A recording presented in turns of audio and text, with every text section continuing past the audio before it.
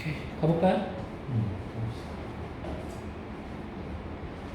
우선 과학기술 8강부터 좀 하겠습니다. 8강은 어려웠던 것 같아서 8강부터 한번 해봅시다.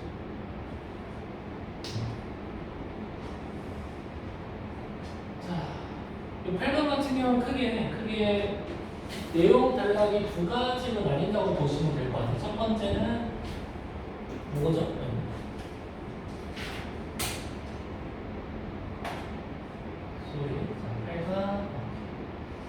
자, 일단 첫 번째 문단을 살펴보면 이 8강의 핵심 화제는 신축 자외선 센서가 되는 거고, 자, 두 번째 문단부터는 무슨 얘기를 하고 있냐? 바로 요 신축 자외선 센서의 원리에 대해서 얘기를 하고 있어요. 그래서 이 원리를 읽을 때는 어떻게 파악하자? 좀 단계적으로 해당 정보들을 파악하면서 읽어나갔으면 됐고, 자, 이렇게 해서 단계, 그 원리를 제대로 파악을 했다면 두 번째, 그 신축 자외선 센서의 성능. 요게 두 번째 글의 화제라고 보시면 될 것 같아요. 그래서 크게 의미 단락은 여기서 구분이 되거나, 자, 우리가 독해를 할 때 주의를 기울였어야 했던 부분은 일단 첫 번째로 여기 신축 자외선 센서의 원리가 어떻게 좀 단계적으로 전개되고 있는가 넘버링 하면서 파악했으면 좋았을 것 같아요. 자, 먼저 신축 자외선 센서의 특징에 대해서 살펴보시죠. 먼저 특징에 대해서. 자, 신축 자외선 센서는 두 전극을 반도체에 연결하는 구조이다. 이때 신축성 있는 고분자 기판 위에 반도체 물질을 양파망과 같은 그물 구조로 만들어 입힘으로써 반도체 물질 또한 신축성을 지니게 한다라고 하는 두 가지 특징인 거지. 자, 두 전극이 반도체에 연결되어 있다라고 하는 되어 있다라고 하는 하나의 특징. 그다음 두 번째는 신축성 있는 고분자 기판에다가 역시 신축성을 가진 반도체 물질.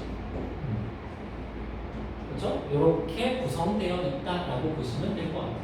자, 이때 자, 말해볼게요. 많이 쓰이는 반도체 물질 중 하나가 산화 아연인데, 반도체 물질은 플러스 전하인 전공의 흐름인 전류인 P형 반도체와 마이너스 전하인 절자의 흐름인 전류인 N형 반도체로 나뉘게 된다. 자, 반도체 물질의 어떤 종류와 그다음 그에 따른 구분, 이런 것들 얘기하고 있네. 자, 이때 산화 아연은 전형적인 N형 반도체라고 되어 있는데, 자, 내용상으로는 우리 신축 자외선 센서의 특징과 그 반도체 물질의 종류에 대해서 얘기를 하고 있지만, 여기서 우리가 읽었어야 했던 독해 방법, 바로 반도체 물질 중에서 요 P형 반도체와 N형 반도체의 특징에 대해서, 그 차이점에 대해서 좀 정확하게 인지를 했어야 됐어요. 그래야지만 우리 뒤에 있는 문제 제대로 풀어낼 수 있었을 거고, 자, 여기서 차이점 인지하고 그 다음에 밑으로 내려가서 산화 아연은, 그래서 산화 아연은 뭐다? 전형적인 N형 반도체다. 자, 이거를 바로 다음 문단에 연결시켜서 독해를 했어야 되는 거예요. 금음연 형태의 산화 아연을, 자, 그럼 지금부터 뭐에 대해서 얘기하니까 아까 말했듯이 신축 자외선 센서의 원리에 대해서 얘기하되, 무슨 반도체? N형 반도체에 대해서 얘기하겠다는 거지. 그렇지? 이렇게 먼저 기준 잡고 시작을 해야 돼. 자, 가봅시다. 금음의 형태의 산화 아연은 첫 번째, 고분자 기판에 입히는 공정은 진공장비 안에서 이루어진다. 자, 반도체 물질을 고분자 기판에 입히는 공정은 진공장비 안에서 이루어지더라. 자, 이후라고 하는 단서를 통해서 정보들이 단계적으로 연결되고 있음을 파악할 수가 있겠네. 자, 두 번째, 진공장비에서 산화아연을 꺼내면 공기 중에 있는 산소가 아연 표면에 흡착하는데, 자, 고체 표면에 기체가 흡착하는 현상은, 자, 갑자기 어때요? 갑자기 여기서 흡착 현상에 대해서 얘기를 하고 있어. 그런데 우리가 뭐가 궁금하냐? 신축 자외선 센서의 원리가 궁금하다. 그렇다면 요 질문은, 요 부분은 어떻게 읽어주죠? 의미를 구분해서 읽어줘야 돼. 의미를 구분해서. 자, 흡착 현상을 물리 흡착과 화학 흡착으로 나뉘는데, 쭉 읽어보니까 지금 위에 있는 산소가 아연의 표면에 흡착한 현상은 바로 어떤 흡착이더라? 화학 흡착이라고. 그렇지? 이렇게 연결지어서 독해를 했으면 됐다. 이렇게 연결지어서. 자, 그래서 흡착 현상에 대한 설명이 끝났고 이어서 보도록 합시다. 반도체 물질의 표면에 전자를 주면서 흡착하는 전자 기하체 분자들과 달리 산소는 화학 흡착인데 어떤 흡착이다? 정보가 이어지고 있어. 전자 수용체 분자로서 흡착하거나 전자 수용체 분자로서. 자, 하나의 산소 분자를 해서 산화 아연으로부터 한 개의 전자를 받아서 산소 이온의 형태로 흡착한다. 자, 여기까지가 바로 뭐야? 단계 2에 대한 정보다. 그치? 여기서 굳이 단계로 구분할 필요 없이 단계 2에서 산소가 흡착한다는 정보를 어떻게 설명하고 있다? 더더욱 구체적으로 설명하고 있다. 그런 다음 여기서 하나 더 파악해 줘야 될 거는 지금 여기서 밑줄 그어 놨듯이 전자 수용체 분자와 전자 기하체 분자는 지금 서로 대조되는 위치구나, 대조되는 정보구나, 뭐 이런 것들도 파악하면서 읽었으면 좋겠네요. 자, 산소 분자 흡착량은 시간이 지남에 따라 역시 정보의 어때? 선호 관계가 뚜렷하지. 세 번째 단계. 증가하다가 일정 시간 지나면 포화한다. 자, 이러한 과정에서 포화하는 과정이라는 거네. 포화하는 과정에서 산화 아연 표면의 일정 깊이까지 전자 결핍 영역이 생겨서 본래 산화 아연보다 중요하네요. 포화되면 뭐가 생긴다? 전자 결핍 영역이 생긴다. 자, 그리고 이런 전자 결핍 영역은 어디에 영향을 미친대? 전기 저항에 영향을 미친다. 전기 저항이 커지게 되고 그에 따라서 전기 전도도가 떨어지거나 정보의 선후관계, 인과 구조 제대로 파악하셨어야 되는 거고. 자, 산소가 아니라 나왔네. 자, 요거 가라고 할게. 이 가에 대한 정보가 여기 뒤에서 나오죠? 가에 대한 정보가.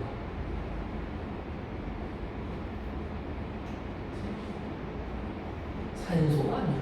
그러니 이 부분도 어떻게 해줘야 돼? 의미를 끊어줘야지. 이 부분도. 역시 의미를 끊어서 독해를 했어야겠다.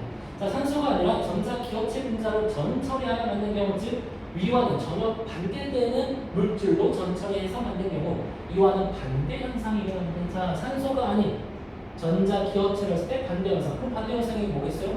위에 있는 거 그대로 추론하면 되지. 전자의 저항이 전기 저항이 오히려 줄어들 테고 그에 따라서 전기 전도도가 커지게 돼. 뭐일 때? 전자 기하체 분자로 처리해야 돼. 그치? 뭔 말인지 알겠지? 다시. 자, N형 반도체에다가 산소가 아닌 전자 기하체 분자가 흡착될 경우에는 반대되는 현상이 일어나더라. 의미를 끊어줬어야 됐던 거고. 자, 그다음 두 경우 모두 전자 기하체 분자, 전자 수용체 분자 둘 다 얘기하나. 반도체 물질의 굵기가 얇을수록 결핍 영역에 의해 전자의 흐름을 받는 영향이 커져서 전기 전도의 변화가 크게 나타난다. 이거 되게 중요한 정보였습니다. 즉 가와 나라고 하면 여기를 나가갈게. 가와 나 모두 해당되는 전제 조건이에요. 그렇지, 전제 조건. 뭘수록 반도체 물질의 두께가 얇을수록. 그렇게 되면 전자의 결핍 영역에서 전자의 흐름이 받는 영향이 커져서. 자, 그럼 이건 뭐겠어? 결핍 영역에 의해 이거지. 결핍 영역에 의해서 뭐가 커진대? 전기 저항이 커지거나 줄어든대. 그럼 전자의 흐름이 받는 영역이 뭐겠어? 이게 전기 저항. 그 전기 저항이 커져서 영향이 커져서 저항이 전자의 흐름이 받는 영역. 그 영역이 커진다.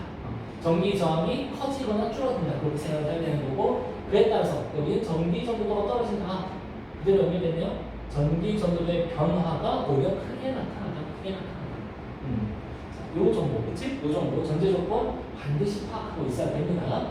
자, 이렇게 만들어진 센서에 자외선이 도달하면 정보의 단계적 파악에 따르면 4회 이어지는 애는 바로 이 부분입니다. 네 번째.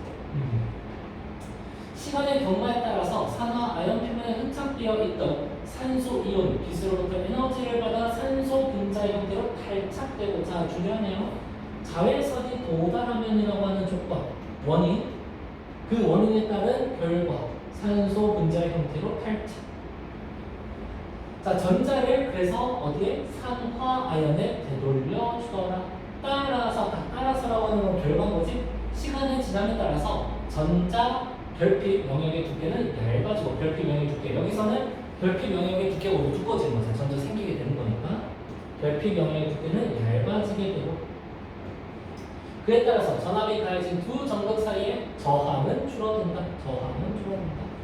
저항이 커지는 거 반대되는 현상. 그에 따라 전류량이 어떻게 돼? 증가된다. 자, 그러면 봐봐. 전기 전도가 떨어진다라고 하는 결과잖아. 여기는 전류량이 증가한다는 결과고 서로 다른 결과를 제시하고 있는데 앞에 나와 있는 원인은 어때요? 다 동일하지. 동일한 원인이야. 그럼 우리는 결과도 충분히 추론해볼 수 있는 거야. 자, 전기 전도도가 떨어진다는 이꼴 그럼 무슨 말이야? 전류량이 감소한다는 얘기겠네. 그치? 자, 여기서는 전류량이 커진다는 뜻은 전기 전도도가 커진다는 의미인 거고. 뭔 말인지 알겠어? 자, 이렇게 판단할 수 있는 이유가 뭐라고? 이런 거 잘해야 돼. 지금 원인과 결과 구조를 이용을 한 거예요. 지금 어떻게 나왔었어? 원인으로서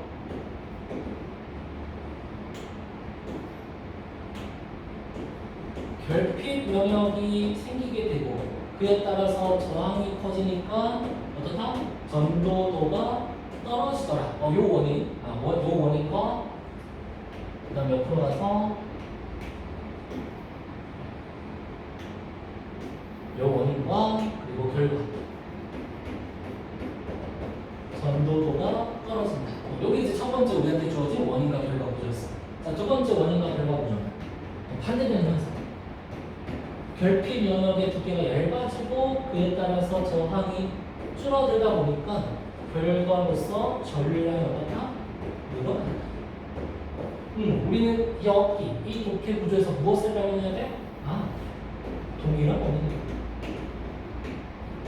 다만 반대 현상이 불가능하겠지. 그럼 이걸 통해서 결과 역시 어떻다? 결과 역시 동일하다.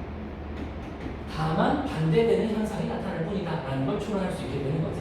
그래서 이렇게 한 거야. 전도도가 떨어진다는 것은 전류량이 당연히 떨어진다는 얘기인 거고 전류량이 올라간다는 것은 전도도가 올라가는 거구나. 이렇게 해가지고 반대되는 현상. 어떤 의미인지 알겠지? 이런 결과를 추론할 수 있어야 돼. 이런 결과를. 자, 계속해서 가봅시다. 자, 전류량은 시간에 따라서 상승하다가 역시 여섯 번째 아닙니다. 일정 시간이 지난 후에 최대값이 유지되는 S자형 곡선의 형태를 나타내는데 그 이유는 자, 요게 결과인 거고 아주 별거 아니긴 하지만 항상 이런 정보들과의 관계를 파악해야 돼. 요게 그에 따라 중요한 거지. 오케이. 요 최대값이 유지되는 이유구나. 자, 이처럼 자외선이 센서에 조사되면 출력값이 저항 혹은 전류를 읽어 자외선을 감지하는 것이 자외선 센서의 원리이다 라고 하면서 뭐 해주고 있다? 위에 나온 원리를 요약 정리해주고 있는 거예요. 자, 요약 정리 부분에서는 항상 우리 어떤 작업을 해야 된다고? 앞에 내용과 뭐 해야 돼? 대응시켜 가야 돼. 그래야지만 내가 독해를 빠뜨린 부분이 있는지 없는지 점검할 수 있기 때문에. 근데 자, 대응을 해보니까 출력값이 저항이다라고 하는 정보 있었어? 없었어. 왜? 이래서 원인 결과 파악하는 게 중요해요. 우리가 원인과 결과 이 사회에서는 자외선의 조사, 그치? 자외선 조사에 대한 얘기밖에 없었고 그 자외선 조사를 기점으로 해가지고 결과값을 이것밖에 없었잖아. 전류량이 줄어든다, 전류량이 늘어난다. 그치? 결과값으로 저항이 나온 적이 한 번도 없어요. 그러면 지금 여기서 말하는 전류를 읽어는 바로 위에서 설명한 N형 반도체에다가 전자 수용체 분자인 무엇으로? 산소로 전처리 되었을 때의 경우를 얘기하는 건데 출력값이 저항인 경우는 아직 설명이 안 되어 있다. 그치? 자, 그 정보가 어디 있어? 그 정보 바로 뒤에 있어. 특이하게 측정되는 전류량 저항값은 반도체 물질과 크기에 따라서 달라진다고 되어 있는데 자, P형 반도체 물질 또한 자회선 센서. 자, 지금까지 실컷 어때? N형 반도체에 대해서 얘기하다가 갑자기 P형 반도체가 나왔어. 정보를 구분해줘야지. 그치? 구분해서 읽었어야 돼. 구분해서 읽었어야 했고. 자, P형 반도체. 이 경우에는 흡착되었던 산소 이온이 탈착하면서 반도체 물질을 돌려주는 전자가 전공과 결합하면서 반도체 물질에 평면 붙여있는 전공이 소멸하는데 따라서 어때? 시간이 지남에 따라 저항이 증가 최대값에 도달하더라. 출력값이 저항으로 읽는 경우는 바로 P형 반도체에다가 누가? 산소가 전초리 된 경우, 산소가 전처리 된 경우.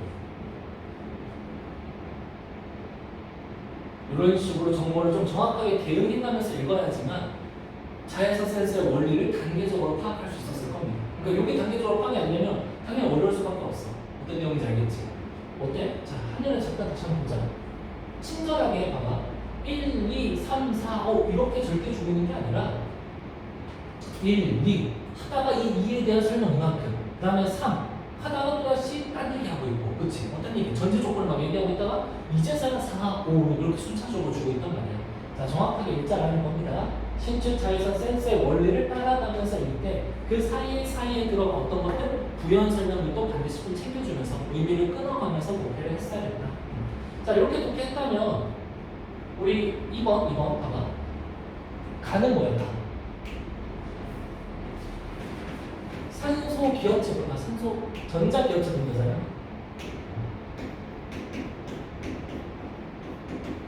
그쵸? 그런데 요 가에 대한 설명은 무슨 형 반도체? N형 반도체일 때 그 원리에 설명하는 부분이 있었단 말이야. 그런데 밑에 가볼까 이렇게?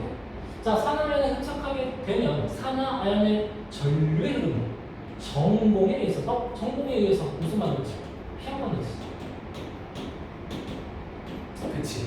가는 P형 반도체와 연결된 정보가 아니었다. N형 반도체와 연결된 정보였다. 따라서 3번이 정답이 되는 거고요.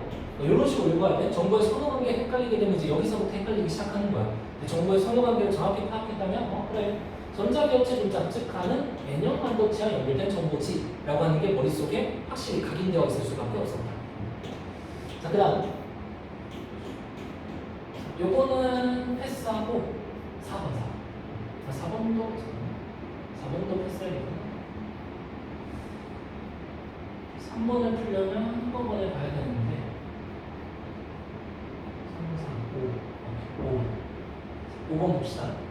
자, 우리나라 연구소는 최근 수십 나노미터 직경을 가지는 반도체 나노섬을 이용한 고성능 자회선 센서를 개발했는데 요거 아까 우리가 파악한 전제 조건과 관련된 문제. 자, 다시 한번 우리 떠올려보자. N형 반도체의 경우 전제 조건이 있었어. 전제 조건. 그치? 뭐 산소 기업체 분자든 혹은 산소 수용체 분자든 두 경우 모두 반도체 물질의 두께가 뭐 할수록 두께가 얇을수록, 그쵸? 두께가 얇을수록. 자, 요거에 따른 결과 전기 흐름이 받는 영향이 커진다고 했어. 즉 저항의 영향이 커지고 그에 따라서 전기 전도도의 변화가 어떻다? 변화가 커진다라고 했습니다. 오케이? 자, 이 정보가 보기에도 그대로 나와 있어. 볼까? 자, 이 센서는 그래서 이보다 두께가 큰 필름 형태의 반도체 물질을 사용하는 자외선 센서 예를 B라고 할게. 그 다음에 고성능 자외선 센서 A라고 할게요. 그러면 반도체 물질의 두께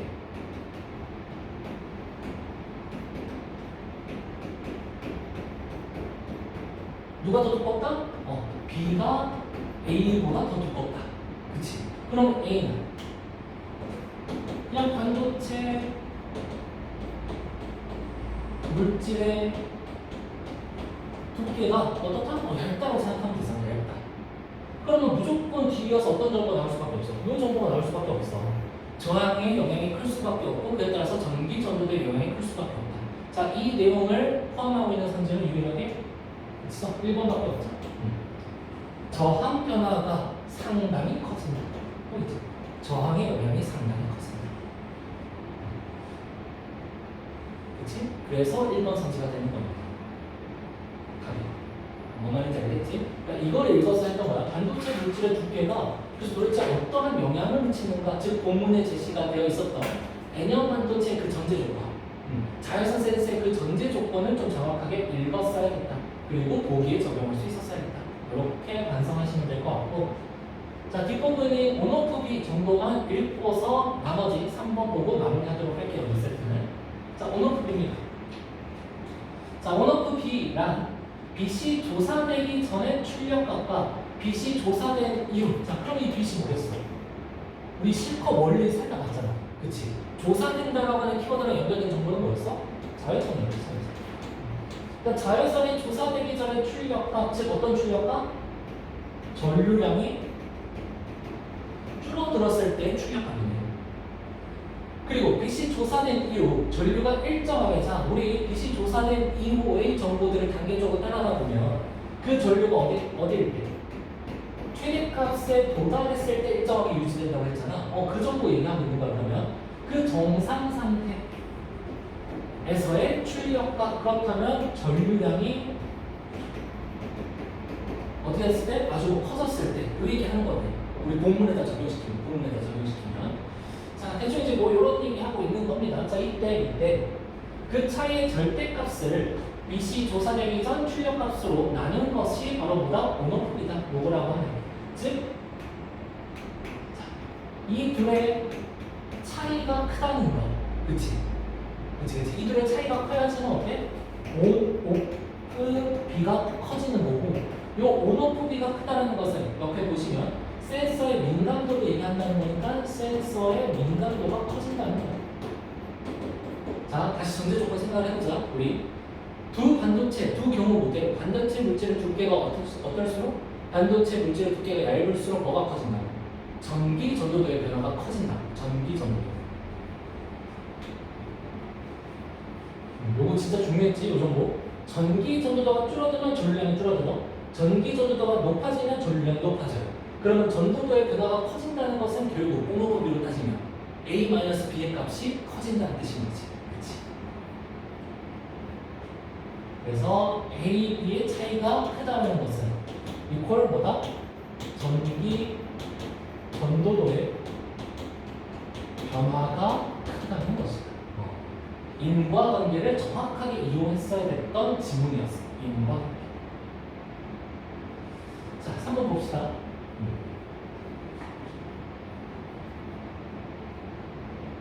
자, N형 반도체 물질의 신축자에서는 센서 A, B를 이용해서 빛의 조사에 따른 전류값을 측정했다. 자, 이때 자외선 센서는 반도체 물질을 표현해서 전자를 주면서는 전자 수용체가 아니에요. 전자 기어체. 자, 전자 기어체는 어떻다고? 반대 현상이라고 했잖아. 반대 현상. 그치. 그러니까 반대 현상이니까 빛이 조사 전과 빛이 조사된 후 한번 구분을 해보자면,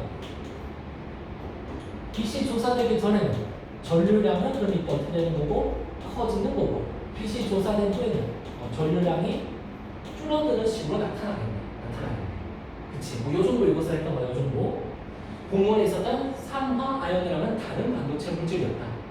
산화아연, 소리. 산소와는 다른 전자 기어체 분자였다. 자, 그런 다음에 이제 나머지 부분들은 이런 식으로 제가 정리를 해봤어. 나머지 부분들. 자, 지금 요 얘기입니다. 그렇죠? 자, 그런데 봐봐. 1번. 센서 A와 B에서 측정되는 전류값의 변화로 보아서 센서를 만들 때 미리 흡착된 기체는 산소가 아니겠군. 그렇지? 산소는 뭐야? 전자 수용체이기 때문에. 이미 전자를 준다라고 하는 전자 기어체라고 하는 게 본문에 있었고요. 그래서 2번. 센서 B가 센서 A보다 봐봐요. 전류값이 더 빠르게 떨어지는 거. 이건 바로 뭐야? 우리 성능 지표로 따지면. 뭐 반응 시간이야, 반응 시간. 하지만 센서 B의 센서 민감도. 자, 이거는 성능 지표로 따지면 뭐에 대한 얘기다? 센서 민감도로 온오프비. 엉뚱한 정보 연결하고 있죠? 그래서 2번입니다. 얘는 사실 막 온오프비를 구하거나 그럴 필요가 없었던 애야. 자, 나머지 성질들 잠깐 볼까? 자, 센서 A와 센서 B의 인장 상황, 요 인장 상황에 따른 전류값의 변화 정도를 비교할 때 센서 B의 신축 저항 민감도가 더 크게 보면 되죠? 보면 자, 정상 상태예요. A 20% 인장했었는데 A 큰 차이 없어. 자, B 20% 인장했더니 어때? 10에서 5로 떨어졌지. 그럼 훨씬 더 어때? 요 인장 정도에 따라서 더 민감하게 반응한다는 거잖아. 그렇죠. 인장 정도에 대해서 민감하게 반응한다. 그러니 당연히 성능 지표 중 하나였던 신축 저항 민감도가 더 클 수밖에 없겠지. 민감도. 맞는 얘기야. 자, 센서 A와 센서 B의 출력값의 빛 조사 후 감소 경향을 볼 때 반응 시간 나오지? 반응 시간이 센서 A 반응 시간보다 더 짧게 더 빨리 도달한다고 공문 설명이 되어 있었잖아. 공문. 그래서 맞는 설명. 자, 5. 센서 A, B 모두 빛의 조사 후 전력값이 감소하는 것은 A, B 모두 빛에 의해 결핍 영역의 두께가 변화하기 때문이고, 자, 이것도 우리가 정확하게 위에 있는 원리에서 파악했던 내용이네. 그치, 원리에서. 자, 원리에 따르면 산소가 있고 산화 아연이 있어서, 자, 산소일 때 어떻다고? 빛이 조사되기 전, 그냥 조사 전이라고 하면 그 결핍 영역의 두께가 어떻게 돼? 두꺼워짐으로써 조사 후에는 오히려 이 결핍 영역의 두께가 줄어든다. 이 얘기했었고, 그 다음 친절하게도 산소가 아닌